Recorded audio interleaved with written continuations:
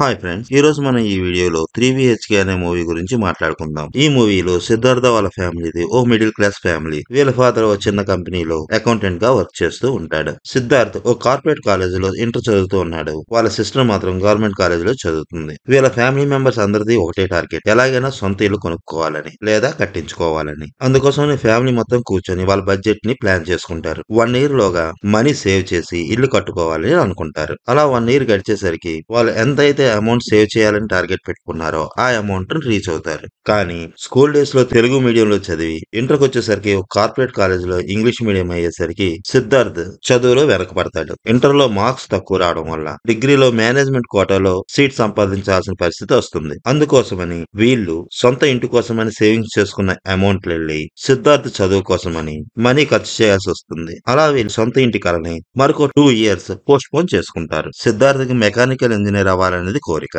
అందుకని తనకి mechanical seat కావాలని అనుకుంటాడు. కానీ అక్కడ ప్రిన్సిపల్ ఈ రోజుల్లో ఐటీకే మంచి ఫ్యూచర్ ఉందని, కాబట్టి ఐటీ తీసుకోమని సిద్ధార్థ్ ని ఫోర్స్ చేస్తాడు. సిద్ధార్థ్ వాళ్ళ ఫాదర్ ని మోటివేట్ చేస్తాడు. చివరికి ఆ ప్రిన్సిపల్ సిద్ధార్థ్ వాళ్ళ ఫాదర్ బలవంతం మీద సిద్ధార్థ్ ఐటీలో జాయిన్ అయిపోతాడు. తన ఇంటి పరిస్థితులు తలుచుకుంటూ తనని చదివించడం కోసం తన ఫ్యామిలీ మెంబర్స్ అందరూ ఎంత ఇబ్బంది పడుతున్నారు, ఎంత కష్టపడుతున్నారు అనేది సిద్ధార్థ్ కు బాగా తెలుసు. అందుకోసమని కాలేజీలో తను చాలా బాగా చదవాలని ఎంతో ప్రయత్నిస్తాడు. కానీ సబ్జెక్ట్స్ అతనికి ఏమాత్రం అర్థం కాదు. ఫస్ట్ సెమిస్టర్ కూడా తప్పుతాడు. ఇంకో పక్క సిద్ధార్థ్ వాళ్ళ సిస్టర్ 10th క్లాస్ మంచి మార్కులతో పాస్ అవుతుంది. ఇంటర్మీడియట్ కూడా తను గవర్నమెంట్ కాలేజీలోనే చదువుతానని వాళ్ళ ఫ్యామిలీ మెంబర్స్ తో చెప్తుంది. ఎందుకంటే మనీ సేవ్ చేసి ఎలాగైనా సొంత ఇల్లు సంపాదించుకోవాలి కదా, అందుకని. ప్రస్తుతం వీళ్ళు ఉంటున్న ఇంటి ఓనర్ కి వీళ్ళకి మధ్య చిన్న గొడవ జరగడంతో ఆ ఇంటి నుండి వేరే ఇంటికి షిఫ్ట్ అయిపోతారు మన సిద్ధార్థ్ వాళ్ళ ఫ్యామిలీ. పాపం ఇప్పుడు వీళ్ళు మారిన ఇంట్లో మినిమం ఫెసిలిటీస్ కూడా ఉండవు. అయినా సరే వాళ్ళు అలాగే అడ్జస్ట్ అయిపోయి ఆ ఇంట్లోనే ఉంటారు. సెమిస్టర్ లో ఒక సబ్జెక్ట్ ఫెయిల్ అయిన సిద్ధార్థ్ కి చాలా ఇరిటేషన్ వచ్చేస్తుంది. నేను ఇంకా ఈ కాలేజీలో చదవను,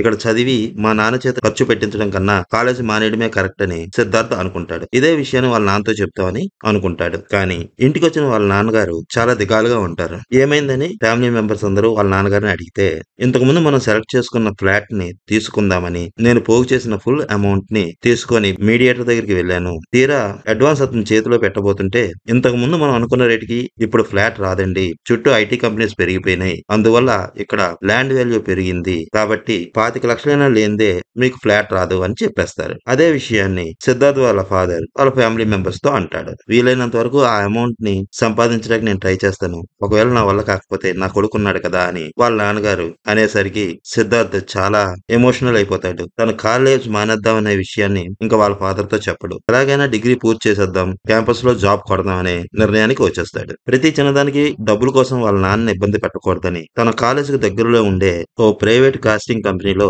మెకానిక్ వర్క్ చేయడానికి పార్ట్ టైం గా వెళ్తూ ఉంటాడు. సిద్ధార్థ్ వాళ్ళ ఫాదర్ పనిచేస్తున్న కంపెనీ ఓనర్ అనారోగ్య పాలైపోతాడు. అప్పటి నుంచి ఆ కంపెనీ బాధ్యతలన్నీ అతని కొడుకు చూసుకోవడం మొదలు పెడతాడు. ఇప్పటి వరకు ఆ కంపెనీ అకౌంటింగ్ విషయాలన్నీ మాన్యువల్ గా బుక్స్ లో రాయాల్సిన పని లేదని టాలీ నేర్చుకుని కంప్యూటర్ లో మొత్తం అన్ని ఫైల్స్ అప్లోడ్ చేయాలని చెప్తాడు. కానీ ఇతనికి కంప్యూటర్ అంటేనే ఏంటో తెలియదు. మీరు కానీ టాలీ నేర్చుకోకపోతే మీ ప్లేస్ లో వేరే వాళ్ళని పెడతానని తన కంపెనీ ఓనర్ వాళ్ళ కొడుకు చెప్పడంతో సిద్ధార్థ్ వాళ్ళ ఫాదర్ కష్టపడి టాలీ కూడా నేర్చుకుంటాడు. సిద్ధార్థ్ కాలేజ్ అయిపోయిన తర్వాత పార్ట్ టైం జాబ్ చేస్తున్నాడని వాళ్ళ నాన్నగారికి తెలిసిపోతుంది. నువ్వు చిన్న చిన్న జాబ్లు ఏం చేయొద్దు, నీ ఫోకస్ అంతా ఐటీ మీదే పెట్టు, నేను కూడా నీలాగే ఫ్యామిలీ బాధ్యతలన్నీ నెత్తినేసుకొని చదువుకు దూరం అయ్యాను, అందువల్లే నువ్వు చూస్తున్నావుగా ప్రతి విషయంలోనే ఫెయిల్ అవుతూనే వస్తున్నాను, అలాంటి పరిస్థితి నీకు రాకూడదు అని అంటాడు. సిద్ధార్థ్ వాళ్ళ ఫాదర్ తన ఇంటి కోసమని బ్యాంక్ లోన్ కోసం ట్రై చేస్తుంటాడు. అందుకోసమని వాళ్ళ కంపెనీ ఓనర్ కొడుకుని హెల్ప్ చేయమని అడుగుతాడు. అందుకు అతను ఓకే కూడా చెప్తాడు. కానీ ఇంతలోనే సిద్ధార్థ్ వాళ్ళ ఫాదర్ కి హార్ట్ స్ట్రోక్ వస్తుంది. పాపం వీళ్ళు దాచుకున్న డబ్బులన్నీ అతని హాస్పిటల్ ఖర్చులకే అయిపోతాయి. అలా ఈసారి కూడా వీళ్ళ సొంత ఇంటి కల నెరవేరదు. ఇలా తన సొంత ఇంటి కల ఎన్నిసార్లు ఫెయిల్ అవుతున్నా సరే సిద్ధార్థ్ వాళ్ళ ఫాదర్ మాత్రం పట్టు వదలని విక్రమార్కుల్లా తన ప్రయత్నాలు తను చేస్తూనే ఉంటాడు. సిటీ బయటన ఒక ఫ్లాట్ ను చూస్తాడు. ఆ ఫ్లాట్ వీళ్ళు సొంతం చేసుకోవాలంటే కనీసం అడ్వాన్స్ అయినా కట్టాలి కాబట్టి అమౌంట్ కోసమని తన సొంత తమ్ముడి దగ్గరికి వెళ్లి మనీ హెల్ప్ చేయమని అడుగుతాడు. కానీ వాళ్ళ తమ్ముడు మాత్రం, ప్రస్తుతం నీ ఆరోగ్యం కూడా సరిగ్గా లేదు, అయినా సొంత ఇల్లు ఉండాలనే పిచ్చేంట్రా నీకు, ఒకవేళ అమౌంట్ ఇచ్చినా నువ్వు ఎలా తిరిగి కట్టగలవు అని అడుగుతాడు. సొంత ఇల్లు అనేది ఒక గౌరవం లాంటిది కదరా, నా కొడుకు కూడా ఈ సంవత్సరంతో కాలేజ్ అయిపోతుంది, క్యాంపస్ లో ఖచ్చితంగా జాబ్ కొడతాడు అని సిద్ధార్థ్ వాళ్ళ ఫాదర్ తన తమ్ముడితో అంటాడు. అప్పుడు అతని తమ్ముడు, సరే అయితే నీ కొడుకు అపాయింట్మెంట్ ఆర్డర్ నాకు చూపించు, అప్పుడు నేను నీకు డబ్బులు ఇస్తాను అని నిర్మోహమాటంగా తన అన్నయ్యతో చెప్పేస్తాడు. ఇదే విషయాన్ని సిద్ధార్థ్ వాళ్ళ ఫాదర్ వాళ్ళ ఫ్యామిలీ మెంబర్స్ అందరి ముందు చెప్పి సిద్ధార్థ్ వైపు చూస్తూ నువ్వు ఖచ్చితంగా క్యాంపస్ ఇంటర్వ్యూలో జాబ్ కొట్టేస్తావు కదరా అని అడుగుతాడు. పాపం అతను అలా అడిగేసరికి సిద్ధార్థ్కి ఏం చెప్పాలో తెలియక దిక్కులు చూస్తూ నీళ్లు నవ్వులుతాడు. వాళ్ళ కాలేజీలో క్యాంపస్ ఇంటర్వ్యూ స్టార్ట్ అవుతాయి. ప్రతి ఇంటర్వ్యూకి మనవాడు అటెండ్ అవుతాడు. ఎలాగైనా జాబ్ కొట్టాలని చాలా ప్రిపేర్ అవుతాడు. కానీ అతను బ్యాడ్ లక్. అతను క్యాంపస్ ఇంటర్వ్యూలో జాబ్ సంపాదించలేకపోతాడు. ఆ రోజు వాళ్ళు ఉండే ఇంటి దగ్గర పెద్ద వాన పడుతుంది. సిద్ధార్థ వాళ్ళు ఉండే ఇంట్లోకి నీళ్లు వచ్చేస్తాయి. ఇంచుమించుగా మోకాళ్ళ లోతు నీళ్లలో వాళ్ళ ఇల్లు మునిగి ఉంటుంది. వాళ్ళ ఇంట్లో సామాన్లు మునిగిపోకుండా నీటిలో తడిచిపోయి పాడైపోకుండా వాళ్ళ ఫ్యామిలీ మెంబర్స్ అందరూ ఇంట్లో సామాన్లని ఎత్తైన ప్రదేశాల్లో పెడుతూ ఉంటారు. కొడుకు కాలేజీ నుండి ఖచ్చితంగా అపాయింట్మెంట్ ఆర్డర్ తో వస్తాడనే ఆశతో సిద్ధార్థ వాళ్ళ ఫాదర్ ఎదురు చూస్తూ ఉంటాడు. అతను అపాయింట్మెంట్ ఆర్డర్ గాని తన చేతిలో పెడితే అది చూపించి వాళ్ళ తమ్ముడి దగ్గర డబ్బులు తీసుకొని ఫ్లాట్ కి అడ్వాన్స్ ఇవ్వచ్చనే ఆశతో అతను ఉంటాడు. కానీ సిద్ధార్థ్ చాలా నిరుత్సాహంగా ఇంటికి వచ్చేసరికి అతను చూసిన వాళ్ళ ఫ్యామిలీ మెంబర్స్ ఏం జరిగి ఉంటుందని అర్థం చేసుకుంటారు. వెంటనే వాళ్ళ నాన్నగారు ఫోన్ తీసుకొని ఫ్లాట్ వాళ్ళకు ఫోన్ చేసి అమౌంట్ సర్దుబాటు అవ్వలేదు, ఆ ఫ్లాట్ వేరే వాళ్ళకి ఇచ్చేసుకోండి అని చెప్పేస్తాడు. చిన్నపాటి వర్షానికి మునిగిపోయేలా ఉన్న ఆ ఇంటిని ఖాళీ చేసి సిటీకి దూరంగా వాళ్ళ బడ్జెట్ కి తగ్గట్టుగా కొంచెం ఎత్తైన ప్లేస్ లో ఓ ఇంటిని చూసుకుంటారు. అలా వాళ్ళు ఆ ఇల్లు షిఫ్ట్ అయిన కొద్ది రోజులకే సిద్ధార్థ వాళ్ళ ఫాదర్ ప్లేస్ లో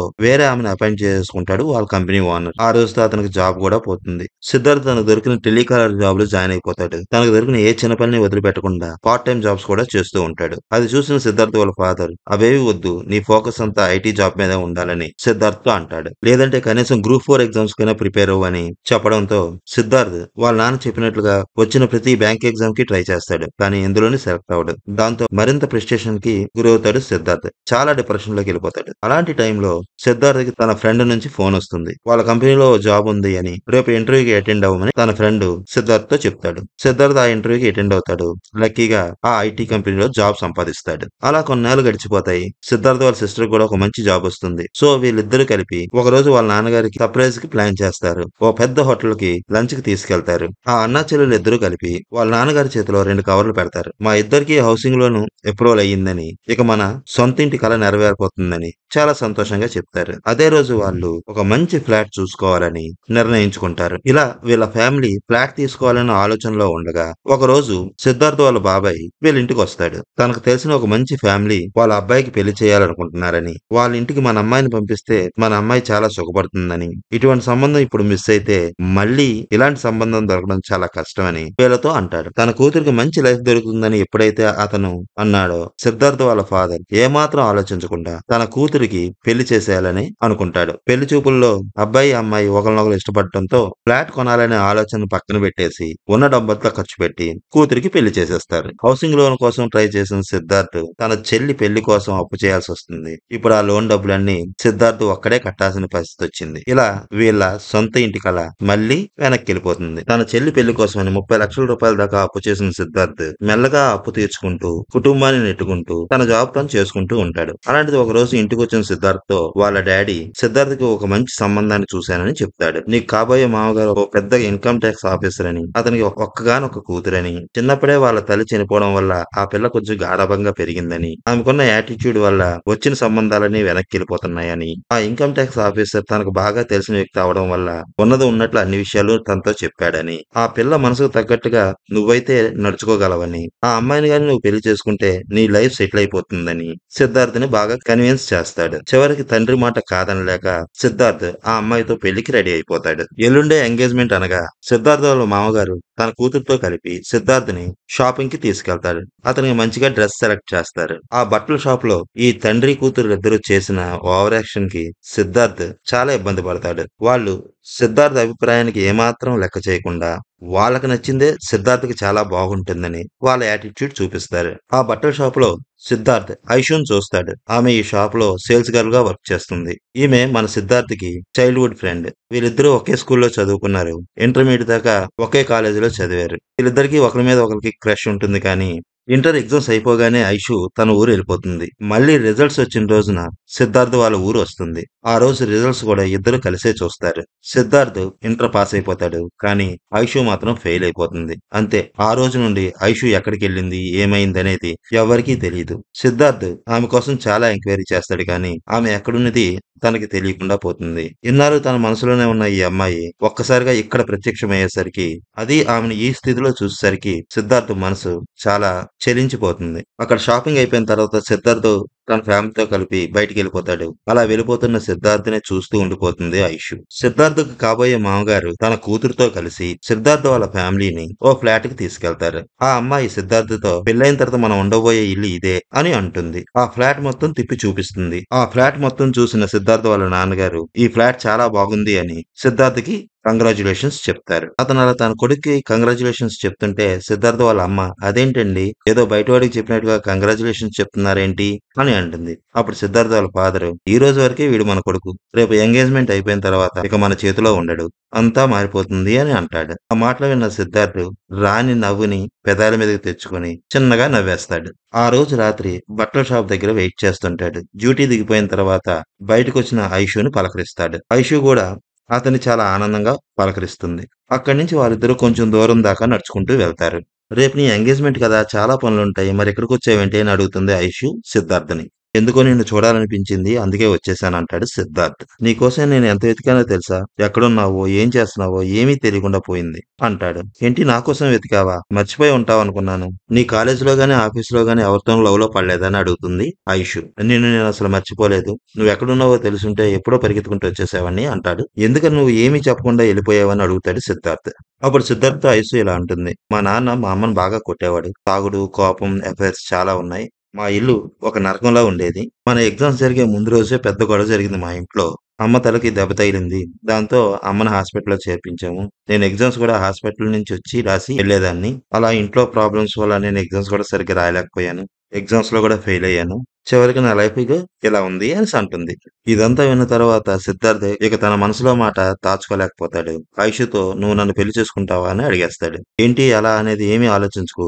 నేనంటే ఇష్టమా? ఇష్టం లేదా? ఏదో ఒకటి చెప్పు అని ఆమె కళ్ళలో చూస్తూ అడుగుతాడు. ఐషు అతని 2 చేతులు పట్టుకొని గట్టిగా హత్తుకుంటుంది. అంతే సిద్ధార్థ్ డైరెక్ట్‌గా ఇంటికొచ్చి వాళ్ళ నాన్నతో ఐషుని పెళ్లి చేసుకుంటాననే విషయం చెప్పేస్తాడు. సిద్ధార్థ్ వాళ్ళ నాన్న అందుకు ఒప్పుకోడు. సడెన్‌గా కుదుర్చుకున్న పెళ్లి కాదంటే అతనితో నేనేం చెప్పాలి? నా పరువేం కావాలి అని, నేను చూసిన సంబంధాన్ని నువ్వు చేసుకోవాలని గట్టిగా పట్టుపట్టేస్తాడు. సిద్ధార్థ్ వాళ్ళ అమ్మ, వాళ్ళ చెల్లి కూడా సిద్ధార్థ్ వాళ్ళ నాన్నని ఒప్పించడానికి చాలా ట్రై చేస్తారు. కానీ అతను మాత్రం ఎవ్వరి మాట వినడు. వాడి పెళ్లి వాడి ఇష్టానికే వదిలేద్దామని సిద్ధార్థ వాళ్ళ చెల్లి, వాళ్ళ అమ్మ కూడా వాళ్ళ నాన్నకి నచ్చజెప్తారు. ఓహో! మీరందరూ ఒకటైపోయారా అని సిద్ధార్థ్ వాళ్ళ నాన్న ఎవరితోని మాట్లాడకుండా తన రూమ్‌లోకెళ్ళి తలుపు గడేసేసుకుంటాడు. సిద్ధార్థ్ తన లైఫ్‌లో మొట్టమొదటిసారిగా తన తండ్రి మాట కాదని, తన లైఫ్ విషయంలో సొంతంగా నిర్ణయం తీసుకున్న ఏకైక విషయం తన పెళ్లి విషయం మాత్రమే. తన ఇష్టం లేకపోయినా సరే ఐషుని పెళ్లి చేసుకోవడం వల్ల సిద్ధార్థ్ వాళ్ళ నాన్నగారు ఆ రోజు నుండి సిద్ధార్థ్‌తోని, ఐషుతోని మాట్లాడడం మానేస్తాడు. ఇలా చాలా రోజులు గడిచిపోతుంది. ఇంకో పక్క సిద్ధార్థ్ వాళ్ళ కంపెనీలో వర్క్ ప్రెషర్ బాగా పెరిగిపోతుంది. సెలవు రోజుల్లో కూడా పని చేయమని వాళ్ళ బాస్ ప్రెషర్ చేస్తూ ఉంటాడు. ఇదేంటి అని ఎవరైనా ఎదురు మాట్లాడితే వాళ్ళకి 2 ఆప్షన్స్ ఇస్తాడు. ఒకటి నోరు మూసుకొని పని చేసుకోవడమా? లేదు అంటే రిజైన్ చేసి వెళ్ళిపోవడమా? అంతే. ఇంకో మాట మాట్లాడడానికి అక్కడ లేదు. ఇప్పటికిప్పుడు వీళ్ళు జాబ్ మానేసి వెళ్ళిపోయారంటే మళ్ళీ వీళ్ళకి జాబ్ రావాలంటే చాలా కష్టం. అంతేకాకుండా లోన్స్ అని, ఈఎంఐస్ అని, ఫ్యామిలీ ఎక్స్‌పెన్సెస్ అని ఇవన్నీ గుర్తొచ్చి ఆ బాస్‌కి ఎదురు సమాధానం చెప్పలేక నోరు మూసుకొని జాబ్ చేసుకుంటూ పోతాడు మన సిద్ధార్థ్. అంతేకాకుండా సిద్ధార్థ్ హోమ్ లోన్‌కి గూడా అప్లై చేసుకొనున్నాడు. ఒకరోజు ఆఫీస్‌లో వర్క్ చేసుకుంటున్న సిద్ధార్థ్‌కి ఓ ఫోన్ కాల్ వస్తుంది. ఆ కాల్ రిసీవ్ చేసుకున్న సిద్ధార్థ్ కంగారు పడుతూ హాస్పిటల్‌కి వెళ్తాడు. హాస్పిటల్ బెడ్ పైన సిద్ధార్థ్ వాళ్ళ బావ తల నుండి రక్తం కారుతూ ఉంటుంది. డాక్టర్స్ ట్రీట్మెంట్ చేస్తూ ఉంటారు. పక్కనే వాళ్ళ చెల్లి కూర్చొని ఉంటుంది. ఇంతకీ వాళ్ళ బావ తల మీద కొట్టింది ఇంకెవరో కాదు. స్వయాన సిద్ధార్థ్ వాళ్ళ చెల్లెలే. మొగుడు బుర్రకు బొక్కెట్టేసింది. గొప్పింటి సంబంధం కదా అని ఓ ఎగబడిపోయి 30,00,000 ఖర్చు పెట్టి పిల్లనిచ్చి పెళ్లి చేశారు. తీరా పెళ్లయిన తర్వాత ఫస్ట్ ఆ అమ్మాయి చేత వీడు జాబ్ మానిపించేసాడు. తర్వాత వాళ్ళ ఇంట్లో పని మనిషి కింద మార్చేసాడు. ఇక ఆ ఫ్యామిలీ మెంబర్స్ విషయానికొస్తే డబ్బున్న పొగరుతో ఈ అమ్మాయి చేత నానా చాకిరీ చేయించుకునేవారు. ఎలాగో డబ్బు లేని పిల్లే కదా! మనం ఏం చేసినా బానిసలా పడి ఉంటుందని చాలా చులకనగా ఈ అమ్మాయిని చూసేవారు. ఆఖరికి కట్టుకున్న మొగుడు కూడా ఈ అమ్మాయి విషయంలో చాలా చులకనగా బిహేవ్ చేసేసరికి తట్టుకోలేక తల మీద ఒక్కటిచ్చింది. హాస్పిటల్‌కి ఆ అబ్బాయి వాళ్ళ అమ్మా నాన్న కూడా వచ్చి ఇలాంటి కోడలు మాకొద్దు మీ అమ్మాయిని మీరు తీసుకుపోండి అని సిద్ధార్థ్ వాళ్ళ నాన్నగారితో అంటారు. అతను వాళ్ళు బ్రతిమాలబోతాడు. కానీ సిద్ధార్థ్ వాళ్ళ చెల్లెలు వాళ్ళ నాన్నతో మీరెవరిని బ్రతిమాలాడాల్సిన అవసరం లేదు. రండి నాన్న అని అక్కడి నుంచి వాళ్ళ ఇంటికొచ్చేస్తుంది. సిద్ధార్థ్‌కి హౌస్ లోన్ అప్రూవల్ అయిపోతుంది. ఆ విషయం తెలిసిన సిద్ధార్థ్ వాళ్ళ చెల్లెలు, "ఈ విషయం నువ్వు నాన్నకి చెప్పావా?" అని అడుగుతుంది. "నాన్న నాతో మాట్లాడరు కదా!" అని సిద్ధార్థ్ తన చెల్లితో అంటాడు. అప్పుడు సిద్ధార్థ్ వాళ్ళ చెల్లెలు సిద్ధార్థ్‌ని వాళ్ళ నాన్న దగ్గరికి తీసుకెళ్లి, అన్నయ్యకి హౌస్ లోన్ అప్రూవల్ అయ్యిందని చెప్పి, తండ్రి కొడుకులిద్దరూ మాట్లాడుకునేలా చేస్తుంది. ఆ రోజు ఆఫీస్‌కెళ్ళిన సిద్ధార్థ్ తిరిగొచ్చేటప్పుడు హౌసింగ్ లోన్ అప్రూవల్ లెటర్‌తో వస్తాడని ఆ ఫ్యామిలీ మెంబర్స్ అందరూ ఎదురు చూస్తుంటారు. కానీ ఆఫీస్‌కెళ్ళిన సిద్ధార్థ్‌కి ఆ ఆఫీస్‌లో తనకి ఎదురైన అవమానాలన్నీ గుర్తొస్తాయి.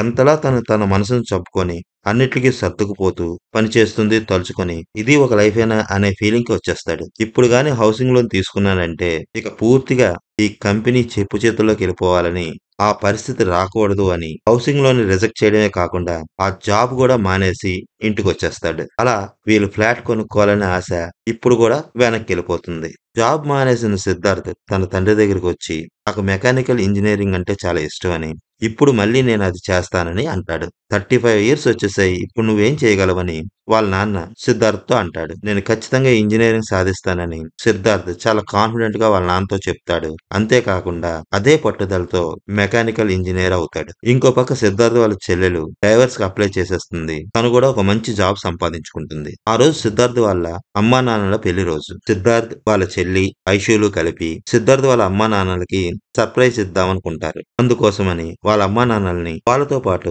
కారులో ఓ ప్లేస్‌కి తీసుకెళ్తారు. ఆ ప్లేస్ సిద్ధార్థ్ వాళ్ళ నాన్న మొట్టమొదటిసారి కొందామనుకున్న ఫ్లాట్ ఉన్న ప్లేస్. అక్కడున్న అపార్ట్మెంట్స్‌లో సిద్ధార్థ్ ఒక ఫ్లాట్‌ని కొంటాడు. దానిని సిద్ధార్థ్ తన తండ్రికి చూపించి, "ఇది మన ఫ్లాట్ డాడీ" అని చెప్తాడు. ఆ ఫ్లాట్ మొత్తం తిరిగి చూసిన సిద్ధార్థ్ వాళ్ళ నాన్న చాలా ఆనందంతో, "చివరికి మనం గెలిచామని" సిద్ధార్థ్‌తో అంటారు.